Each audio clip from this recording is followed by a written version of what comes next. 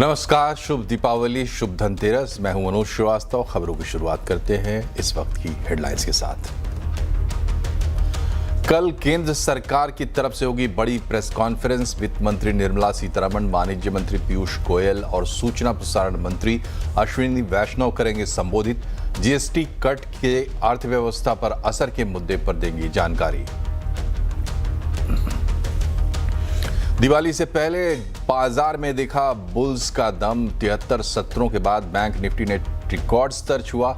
Sensex Nifty भी 52 हफ्तों की ऊंचाई पर। एफएमसीजी, कंज्यूमर ड्यूरेबल्स ने सबसे ज्यादा तेजी दिखाई। ऑटो, फार्मा में भी खरीदारी। थोड़ी देर में आएंगे रिलायंस इंडस्ट्रीज के दूसरी तिमाही के नतीजे। आय करीब 0.25% उछलकर 2,47,000 करोड़ संभव। एबिटा और मार्जिन में भी बढ़ोतरी का अनुमान। O2C कारोबार में अच्छी ग्रोथ की उम्मीद। टैरिफ और सब्सक्राइबर बढ़ने का जियो को मिल सकता है फायदा। कल धनतेरस से पहले सोने चांदी की चमक और बढ़ी। दोनों रिकॉर्ड ऊंचाई पर। घरेलू बाजार में सोना 1,32,000 के पार, चांदी भी 1,70,000 के पार निकली। स्वदेशी लड़ाकू विमान तेजस के नए वेरिएंट मार्क 1A में ने भरी पहली उड़ान। HAL ने नासिक में तीसरी प्रोडक्शन लाइन शुरू की। रक्षा मंत्री राजनाथ सिंह ने किया उद्घाटन। गुजरात में मुख्यमंत्री भूपेंद्र पटेल की नई कैबिनेट का शपथ ग्रहण। हर्ष संघवी बने डिप्टी सीएम। गुजरात कांग्रेस के पूर्व अध्यक्ष अर्जुन मोढवाडिया भी बने मंत्री। 2027 के चुनाव से पहले बड़ा फेरबदल। बिहार में पहले चरण के नामांकन के आखिरी दिन भी महागठबंधन में सीट बंटवारे का नहीं हुआ ऐलान। कांग्रेस ने 48 सीटों पर उम्मीदवार उतारे। मुकेश सैनी ने नहीं भरा पर्चा। डिजिटल अरेस्ट के बढ़ते मामलों पर सुप्रीम कोर्ट की सख्ती। एक मामले में लिया स्वतः संज्ञान। केंद्र सरकार, सीबीआई और साइबर सिक्योरिटी एजेंसियों को नोटिस जारी करके मांगा जवाब।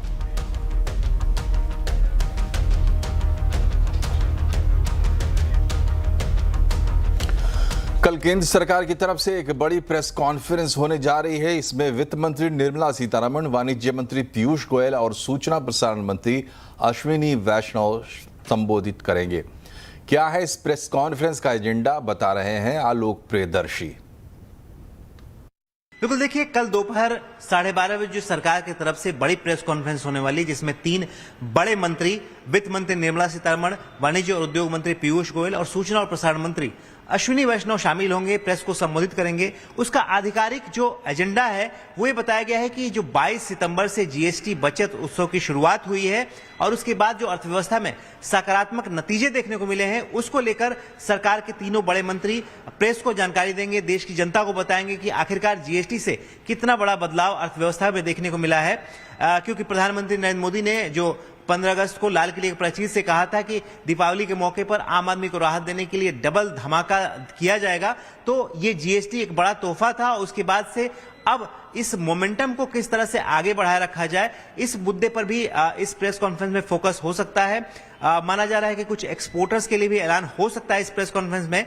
हालांकि रिलायंस इंडस्ट्रीज के Q2 नंबर्स आ चुके हैं और प्राइमा फेसी जो फिगर्स आए हैं वो आपके साथ शेयर करते हैं। कंसोलिडेटेड बेसिस पे जो मुनाफे का आंकड़ा आया है वो 18,165 करोड़ का आया है वर्सेस 26,994 करोड़। ये सीक्वेंशियल बेसिस Q-on-Q बेसिस है। वहीं अगर हम YoY बेसिस पे कंपेयर करें तो 16,553 करोड़ से बढ़कर ये आंकड़ा आता हुआ दिखाई दिया है। तो सीक्वेंशियल तो यानी सालाना आधार पर जो नंबर्स दिखाई दे रहे हैं वो बेहतर दिखाई दे रहे हैं। एक्सपेक्टेशंस भी यही थी कि रोबस्ट अर्निंग्स ओवरऑल रह सकती हैं, लेकिन फिलहाल जो आंकड़ा आया है वो मुनाफे का आया है। 18,165 करोड़ का कंसोलिडेटेड मुनाफा इस तिमाही में रिलायंस इंडस्ट्रीज ने रिपोर्ट किया है वर्सेस 16,553 करोड़। अब देखना होगा कि एबिटा का आंकड़ा, मुनाफे का आंकड़ा कैसा रह सकता है। इनफैक्ट बताना ज़रूरी है कि ये जो इनफैक्ट अगर हम इस फिगर को देखें जो 26,994 करोड़ की है, पिछली तिमाही में एक्सेप्शनल गेन हुआ था। एशियन पेंट्स में जो स्टेक था रिलायंस का वो बेचा था, तो एक एक्सेप्शनल गेन की वजह से जो फिगर्स थी पिछले क्वार्टर के मुनाफे की वो बढ़कर आई थी। अगर उसे एडजस्ट करके देखें तो नंबर्स ठीक दिखाई दे रहे हैं। एबिटा का आंकड़ा भी आ चुका है, 45,885 करोड़ ये आंकड़ा आया है एबिटा का। इनफैक्ट ये अनुमान से बेहतर रहा है, क्योंकि अनुमान ये लगा रहे थे कि सीक्वेंशियल बेसिस पे 42,905 करोड़ से बढ़कर जो आंकड़ा 45,000 करोड़ का आ सकता है, लेकिन आंकड़ा अनुमान से बेहतर आता हुआ दिखाई दिया है। कंसोलिडेटेड आय भी 2,32,000 करोड़ से बढ़कर 2.55 लाख करोड़ आई है और इनफैक्ट ये आंकड़ा भी अनुमान से बेहतर ही है। तो इनिशियली जो भी फिगर्स आई हैं, फिर चाहे वो एबिटा की हो, फिर चाहे वो रेवेन्यू की हो, एक्सपेक्टेशन से स्लाइटली बेटर ये आंकड़ा आते हुए दिखाई दिया है। एबिटा का आंकड़ा एक बार फिर से आपको बता देते हैं, 45,100। इनफैक्ट अब एबिटा मार्जिन्स का आंकड़ा भी आया है 18%। अनुमान था 18.2% के आसपास मार्जिन्स रह सकते हैं। एक्सपेक्टेशंस के अनुसार ही ये आंकड़ा आता हुआ दिखाई दे रहा है। तो क्विकली फिगर्स फिर से बता देते हैं। जो कंसोलिडेटेड आय है वो 2.55 लाख करोड़ रही है, एक्सपेक्टेशंस थी 2.47 लाख करोड़ की। नेट प्रॉफिट 19,800 करोड़ का एक्सपेक्टेशंस थी, 18,165 करोड़ आया है। एबिटा देखें तो 45,000 करोड़ की एक्सपेक्टेशंस थी, 45,855 करोड़ का आंकड़ा आता हुआ दिखाई दिया। और अगर एबिटा मार्जिन्स देखेंगे तो 18.2% की एक्सपेक्टेशन से 18% ये आंकड़ा आता हुए दिखाई दिया है।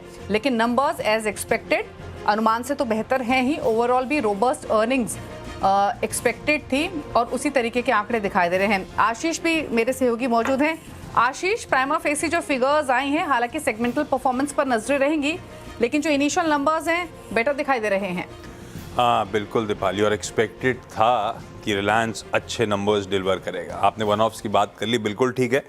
मोटा मोटी आय का आंकड़ा स्लाइटली अहेड ऑफ एस्टिमेट्स है। एबिटा और margin performance largely in line आपको नजर आएगा और एनालिस्ट मान के क्यों चल रहे थे इस तरह का, क्योंकि रिलायंस के लिए सबसे इंपॉर्टेंट सेगमेंट है O2C, ऑयल टू केमिकल्स, क्योंकि रेवेन्यूज में जो कि एबिटा में सबसे तगड़ा कंट्रीब्यूशन लेकर आता है, उसमें एक्सपेक्टेड है। हालांकि जैसे दीपाली ने अभी कहा, सेगमेंटल परफॉर्मेंस अवेटेड है, लेकिन क्योंकि लास्ट क्वार्टर सीक्वेंशियली देखते हैं रिलायंस के नंबर्स को, और पिछले क्वार्टर वहां पे मेंटेनेंस शटडाउन लिए गए थे, इस बार वो नदारत होंगे तो बट ऑब्वियस है कि O2C बिजनेस आपके लिए बेहतर कर रहा होगा।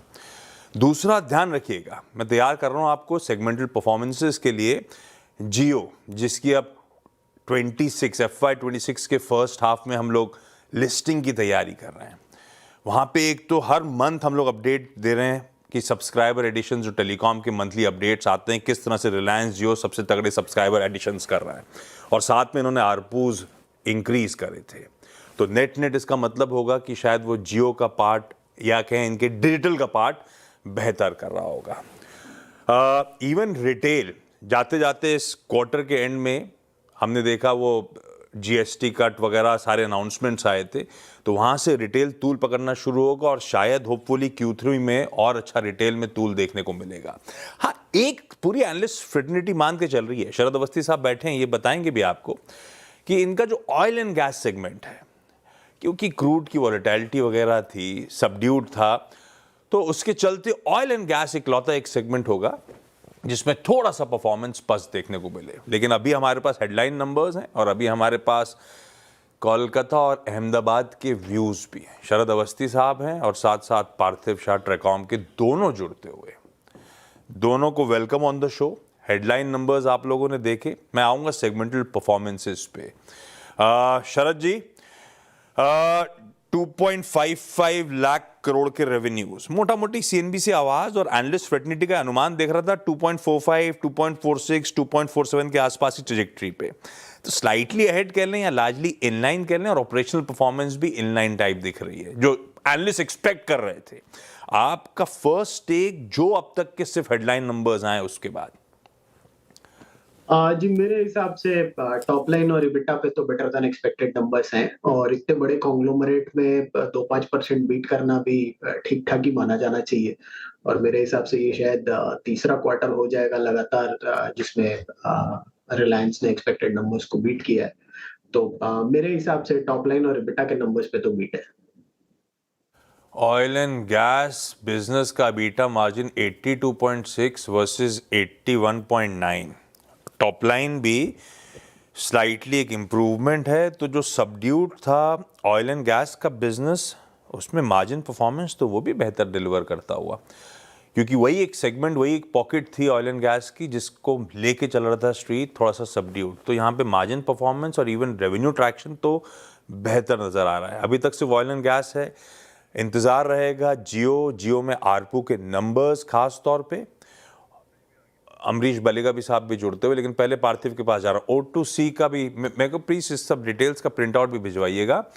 O2C का एबिटा 15,008 करोड़ रुपए पे 14,511 से बढ़ के, तो बिल्कुल ठीक है। Oil to chemicals business growth lead करेगा, दिख रहा है एबिटा परफॉर्मेंस अच्छा आता हुआ। यार सेगमेंट वाइज तो ऑयल एंड गैस और OTC दोनों एक्सपेक्टेशन से बेहतर दिख रहे हैं। पार्थिव, आपका टेक इनिशियली हेडलाइन नंबर्स के बाद इन दो सेगमेंट्स के जो अभी तक नंबर्स पढ़े? डेफिनेटली O2C बहुत ही शानदार परफॉर्मेंस ये क्वार्टर रहा है। दो रीजन है। एक तो थ्रूपुट ज्यादा था, आपने राइटली बताया कि लास्ट टाइम जब रिफाइनरी शटडाउन था मेंटेनेंस, तो इतना थ्रूपुट नहीं मिला था, तो इस बार थ्रूपुट वाज वेरी गुड। और जो रिफाइनिंग बिजनेस है उसमें हम जानते हैं जो मिडिल डिस्टिलेट्स है, जहाँ पे स्पेशली डीजल और जेट, उसके स्प्रेड्स जो GRMs थे वो इंटरनेशनली 12 से 14 डॉलर से बढ़ के सीधा 16 से 18 डॉलर हो गए। तो उसका पूरा, बिकॉज हम जानते हैं रिलायंस के पास एक ऐसी फैंटास्टिक कॉम्प्लेक्स रिफाइनरी है जहां पे बेस्ड ऑन जहां पे उनको अच्छा प्रॉफिट दिखता है, they can tweak the refinery performance. तो वो डेफिनेटली लगता है कि उसका फायदा हुआ है। दूसरी ये बात है कि जो पेटकेम बिजनेस है जो ग्लोबली अभी काफी स्लो डाउन में, यहाँ पे रिलायंस के पास जिस तरह का खुद का बैकवर्ड इंटीग्रेटेड फीड स्टॉक है, लोअर एनर्जी कॉस्ट है, तो उसका भी फायदा हमने देखा है। तो ये क्वार्टर में I think thanks to the higher throughput, revenue growth O2C business में अच्छा देखा है। और मार्जिन जो सालाना, because year on year will be a better comparison, 8% कर रहे थे तो उसका 9.4% किया है। तो this is I think a huge incremental improvement in terms of the O2C business. In fact retail कारोबार के भी आंकड़े आए हैं और जो नंबर्स दिखाई दे रहे हैं वो एक्सपेक्टेशन से काफ़ी बेहतर दिखाई दे रहे हैं, क्योंकि रिलायंस रिटेल के जो रेवेन्यूज अगर देखें तो 90,544 करोड़ रहे हैं, एबिटा 6,817 करोड़, और मार्जिन देखेंगे तो 7.6% रहे हैं। पिछली तिमाही में 7.6% के आसपास आंकड़े थे, तो स्टेबल आंकड़ा आते हुए दिखाई दिया है। लेकिन रेवेन्यूज जहां एक्सपेक्ट कर रहे थे कि शायद थोड़ा सा इनफैक्ट फेस्टिव और GST का बेनिफिट भी एक्सपेक्टेड था, शायद वो इन आंकड़ों में दिखाई भी दे रहा है। इनफैक्ट अमरीश हमारे साथ मौजूद है। अमरीश, आप कैसे देख रहे हैं रिलायंस रिटेल के नंबर्स को जो कि इनिशियली आते हुए दिखाई दिए हैं? नहीं, बेसिकली एक्सपेक्टेड था कि दिस टाइम्स ग्रोथ जो लीड करेगा बेसिकली O2C रिटेल और डिजिटल बिजनेसेस, और जो नंबर्स अभी देख रहे हैं O2C और रिटेल का, आई think it is better than what was expected. और एबिटा भी एक्सपेक्टेड था कि it will go by about 3.6%। अभी देख रहे हैं कि उससे भी बेटर है। तो I think overall, I mean as of now जो आंकड़े आए हैं, I think it is clearly better than expected. भाई, जिसका इंतजार था, जियो के अपडेट देता हूं आपको। Customer base Q on Q 49.8 crore से बढ़कर 50.6 करोड़, तो बेसिकली 500 मिलियन का आंकड़ा कस्टमर बेस में रिलायंस पार करता हुआ। ARPU as expected last year Q2 में 195 रुपीज 10 पैसा के थे, लास्ट क्वार्टर में 208 रुपए 80 पैसे थे, और इस बार 211 रुपए 40 पैसे का आरपू। तो एक तो बेस बढ़ रहा है और आरपू बढ़ते हुए। इनफैक्ट मुकेश अंबानी जी का, चेयरमैन और मैनेजिंग डायरेक्टर रिलायंस इंडस्ट्रीज का जो स्टेटमेंट आया है कि रिलायंस ने एक रोबस्ट परफॉर्मेंस Q2 में डिलीवर करा है, हमारे इस परफॉर्मेंस को लीड करा है ऑयल टू केमिकल्स, O2C, जियो और रिटेल बिजनेस ने। Consolidated EBITDA 14.5, 14.6% growth year on year basis पे आया है। रिफ्लेक्ट करता है किस तरह के हमारे अजाइल बिजनेस ऑपरेशंस हो चुके हैं, जो हमारा डोमेस्टिक फोकस पोर्टफोलियो है, और जिस तरह की स्ट्रक्चरल ग्रोथ भारत में देखने को मिल रही है, ये सब उसका रिफ्लेक्शन है। बाकी पार्ट स्किप करते हुए नीचे आता हूं। I am happy to highlight कि ग्रोथ मोमेंटम रिटेल बिजनेस का बढ़िया है। सारे फॉर्मेट्स हमारे रजिस्टर कर रहे हैं हायर वॉल्यूम्स, जो प्रॉपल कर रहा है स्ट्रॉन्ग ग्रोथ दोनों रेवेन्यू और एबिटा में। एक सस्टेन्ड पिकअप देखने को मिल रहा है हमारे quick hyper local delivery model में। O2C बिजनेस ने हमारे साल दर साल एक रोबस्ट ग्रोथ डिलीवर करी है, डिस्पाइट एनर्जी मार्केट्स में खासी वॉलेटिलिटी के बावजूद। I am happy to even report कि हमारे नए growth engines, new energy, media और कंज्यूमर ब्रांड्स, सब में एक स्ट्रॉन्ग मोमेंटम देखने को मिल रहा है। यह है अब तक का अपडेट। तो आरपू के नंबर्स मेरे ख्याल से यतिन ने जो इसका पोल बनाया था उसमें होंगे भी। आरपू सर्च था 16% के आसपास, मोटा मोटी उसी तर्ज पे आरपू का उछाल देखने को मिल रहा है। रिलायंस रिटेल का एबिटा 16.5% साल दर साल, जियो प्लेटफॉर्म्स का एबिटा 18% साल दर साल, O2C का EBITDA 21% और कंसोलिडेटेड EBITDA 14.5%। सही कह रहे हैं शरद अवस्थी साहब, मीन में निकालने की जरूरत नहीं है। Numbers at least on the face of it, जो एनालिस्ट फ्रेटर्निटी मान के चल रही थी, डिलीवर करती हुई कंपनी इस समय नजर आ रही है। दीपाली, कोई और नंबर सामने आए? बिल्कुल, इनफैक्ट आप ARPU की बात कर रहे थे तो यतिन ने जो एस्टिमेट्स निकाले थे वो 211.7 के आसपास थे, तो क्लोज ही है ये आंकड़ा, 211.4 के आसपास आया है। हालांकि जैसे आपने भी डिस्कस किया सेगमेंटल परफॉर्मेंस के फ्रंट पे, तो रिटेल ने डेफिनेटली टॉप किया है एस्टिमेट्स को, और बाकी नंबर्स तो आपने मेंशन किए ही। इनफैक्ट शरद, अब आपने सारे सेगमेंटल परफॉर्मेंस देख ली है, कैसे रेट करते हैं आप ओवरऑल इस परफॉर्मेंस को? अब मैनेजमेंट कमेंट्री जो अब तक आई वो आशीष ने पढ़ी, कुछ और जो आप देख रहे हैं मैनेजमेंट की तरफ से सुनना? मुझे लगता है एक तो जैसा आप लोगों ने सही पॉइंट आउट किया है कि रिटेल की performance much better than expected है, मेरे हिसाब से पैट के लेवल पे भी, टॉप लाइन के लेवल पे भी। थोड़ा बहुत इम्पैक्ट जीएसटी की वजह से हम लोग नेट सेल्स के फिगर पे एक्सपेक्ट कर रहे थे, बट उतना ज्यादा इम्पैक्ट शायद इस क्वार्टर में नहीं है। और जो जो स्टोर एडिशन है उसकी वजह से पॉजिटिव रहना चाहिए।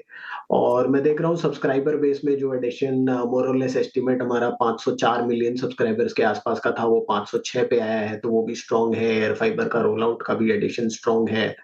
तो मुझे लगता है सेगमेंटल परफॉर्मेंस में आपको सबसे पॉजिटिवली रिटेल ने सरप्राइज किया है पॉजिटिवली।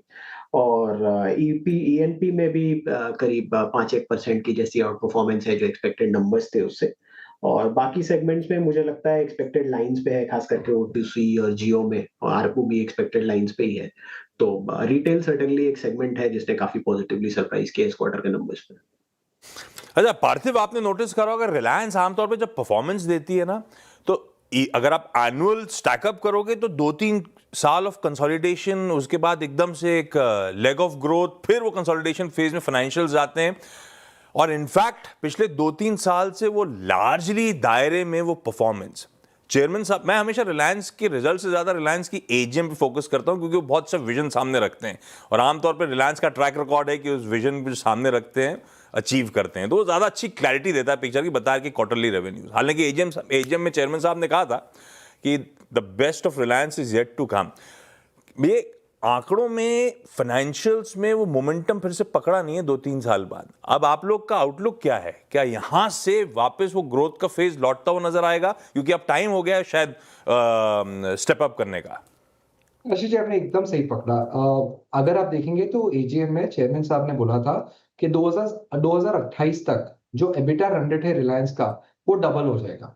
और ये डबल होगा नॉट बिकॉज आने वाले 4 साल में जो इन्वेस्टमेंट्स, जो कैपेक्स ये कंपनी करेगी, इट्स बिकॉज ऑफ फैक्ट कि जो प्रीवियसली पिछले 2 साल में जब Reliance overall as a entity consolidate हो रहा था, तो कंटिन्यूसली नए इन्वेस्टमेंट्स में कंपनी काफी कैपेक्स कर रही थी। केस इन पॉइंट बीइंग जैसे न्यू एनर्जी बिजनेस है, तो काफी टाइम से शेयर होल्डर्स राह देख रहे थे कि इसमें से क्या प्रोग्रेस देखने को मिलेगा, क्या आउटपुट मिलेगा। फिर इस एजीएम में उन्होंने बहुत बड़ी अनाउंसमेंट रिगार्डिंग एआई के बारे में की थी, तो एआई के बारे में भी डेटा सेंटर्स की बात हो, या काफी उन्होंने जो इन्वेस्टमेंट्स की बात की थी, जियो प्लेटफॉर्म्स के द्वारा काफी क्लाउड बेस्ड सर्विसेज को मोनेटाइज करने की बात की थी। Out of the total 500 million subscribers, 210 million subscribers already 5G पे है, जो रिलेटिवली हायर पेइंग रहते हैं। तो इसमें हमने देखा कि आरपू का जो इंप्रूवमेंट है, ये क्वार्टर में तो 211.40 है, लेकिन आने वाले क्वार्टर्स में ये जो सब्सक्राइबर ट्रांजिशन होगा उससे ज्यादा इंप्रूवमेंट होगा। रिटेल में उन्होंने पिछले काफी क्वार्टर्स में स्टोर रैशनलाइजेशन की बात की थी कि थोड़ा प्रॉफिट पे फोकस करेंगे, ज्यादा high footfall, same store sales growth वाले स्टोर्स पे ज्यादा फोकस करेंगे, तो उसकी असर हम रिटेल के नंबर्स में देख रहे हैं। तो ये जो भी इन्वेस्टमेंट चल रहा है, O2C में भी, पेट्रोकेमिकल में भी काफी नए प्रोडक्ट्स के बारे में उन्होंने बात की थी। तो ये सब मिला के मुझे लग रहा है कि it won't be a difficult task for Reliance to achieve this target. जो डबलिंग की बात है एबिटा की आने वाले 4-5 साल में, वो आई थिंक इजीली अचीव कर सकते हैं। आज ही सुबह एक रिपोर्ट आई थी अहेड ऑफ नंबर्स रिलायंस पे, ये कहते हुए कि जो 2018 से 2025 के बीच में औसत वैल्यूएशंस रिलायंस को मिले हैं, उस हिस्टोरिकल एवरेजेस से 15-20% डिस्काउंट पे रिलायंस इस समय कामकाज कर रहा है। क्या ये पिछले कुछ सालों के फाइनेंशियल्स जो कंसोलिडेट कर रहे थे, ये वही रीजन है कि हम एवरेजेस से नीचे कामकाज कर रहे हैं? और आप लोग का फिर वैल्यूएशन के लिहाज से रिलायंस पे व्यू क्या बैठ रहा है?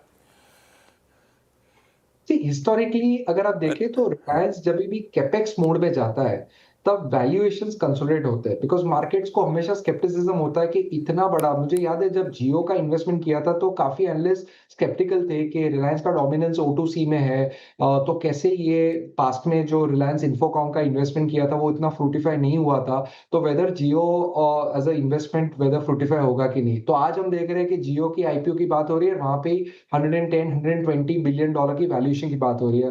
भारतीय एयरटेल का मार्केट कैप अभी $110 बिलियन का है। तो एक ही बिजनेस ने जहां पे उन्होंने पिछले 10 साल में इतना इन्वेस्टमेंट किया, इतनी बड़ी वैल्यू शेयर होल्डर्स के लिए बना रहा है। उसी तरह से रिटेल में भी 110-120 बिलियन डॉलर की वैल्यूएशन की बात हो रही है। ये आने वाले 3-4 साल में ये दोनों कंपनीज भारतीय मार्केट्स में लिस्टेड होंगी।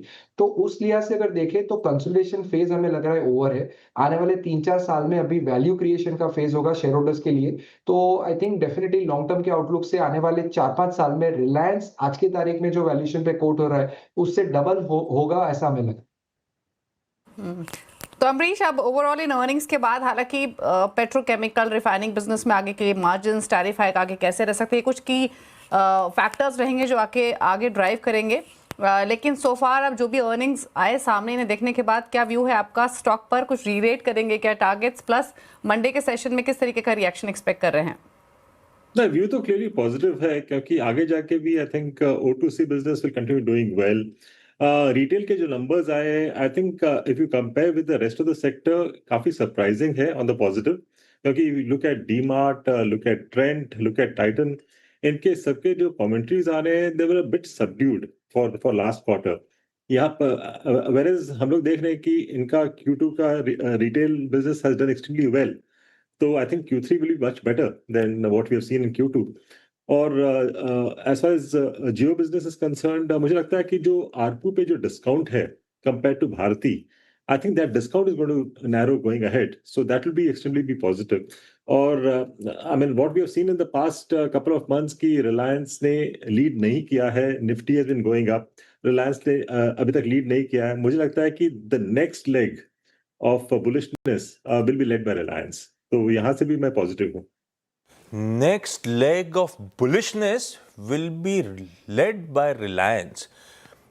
शरद, कोई आपसे पूछता है कि इस समय लार्ज कैप अपॉर्चुनिटीज कहां बेहतर नजर आ रही हैं, उस स्टैक में रिलायंस आता है नहीं आता SMIFS के? नहीं, बिल्कुल आता है। मुझे लगता है जैसा बाकी लोगों ने भी बहुत बढ़िया से सम अप कर दिया है, न्यू एनर्जी बिजनेस में जिस टाइप की ग्रोथ की वो बात कर रहे हैं, लगभग O2C के बराबर अगले 3-4 साल में कर देंगे। और रिलायंस के संग जो एक चीज आती है वो ये है कि वो जो भी करेंगे वो बड़े स्केल पे करेंगे। वो धीरूभाई अंबानी का थॉट प्रोसेस कहीं ना कहीं अभी भी कंपनी के DNA में फ्लोट करता है।